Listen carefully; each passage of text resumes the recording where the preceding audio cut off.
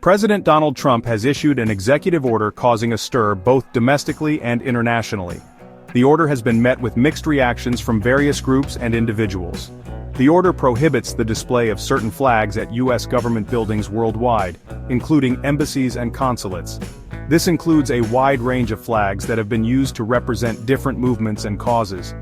The ban specifically targets the Pride flag and the Black Lives Matter flag. These flags have been symbols of significant social movements advocating for LGBTQ+ rights and racial justice. This decision marks a significant departure from the practices of previous administrations, which allowed a more inclusive approach to flag displays. The move has ignited a firestorm of reactions, with some praising the decision as a return to traditional patriotic displays. They argue that the American flag should be the sole symbol representing the nation, while others condemn it as a step backward in inclusivity and human rights. Critics argue that this order undermines the progress made in recognizing and supporting diverse communities. The order has reignited debates about the role of symbolism in government. Many are questioning how symbols can be used to either unite or divide a nation, and the balance between free expression and national unity. The conversation continues as the nation grapples with these complex issues. The State Department, tasked with implementing the president's order, released a statement emphasizing the importance of the American flag as a symbol of unity. The flag, they noted, is not just a piece of fabric, but a representation of the nation's core values and the collective spirit of its people. The United States flag represents all Americans and the principles of justice, liberty, and democracy that unite us, the statement read. It stands as a beacon of hope and a reminder of the sacrifices made to uphold these ideals.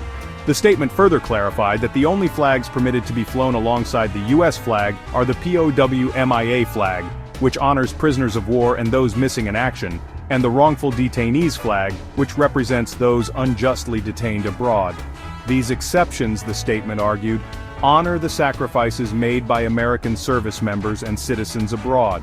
By allowing these specific flags, the nation acknowledges the profound contributions and the ongoing struggles faced by these groups, reinforcing the unity and resilience of the American spirit.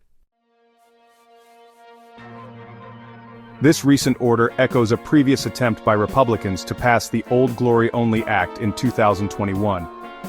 The act was a significant point of contention, aiming to ensure that only the American flag would be displayed at government buildings, excluding other flags that might represent different groups or causes. This legislation, though ultimately unsuccessful, aimed to achieve a similar outcome by restricting the types of flags displayed at government buildings. The debate around this act brought to light various perspectives on national identity and the symbols that should be allowed to represent it.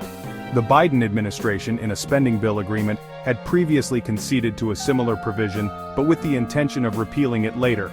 This move was seen as a strategic compromise to ensure the passage of the broader spending bill, reflecting the complex negotiations often involved in legislative processes. This historical context highlights the ongoing debate surrounding flag displays and the recurring efforts to legislate what symbols represent the nation. The issue continues to evoke strong emotions and differing opinions, illustrating the broader conversation about patriotism, inclusion, and the values that the United States stands for. Reactions to President Trump's order have been swift and divided, reflecting the polarized political climate.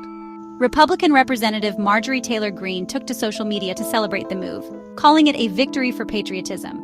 However, LGBTQ+ advocacy groups and human rights organizations have condemned the order, arguing that it sends a message of exclusion and intolerance.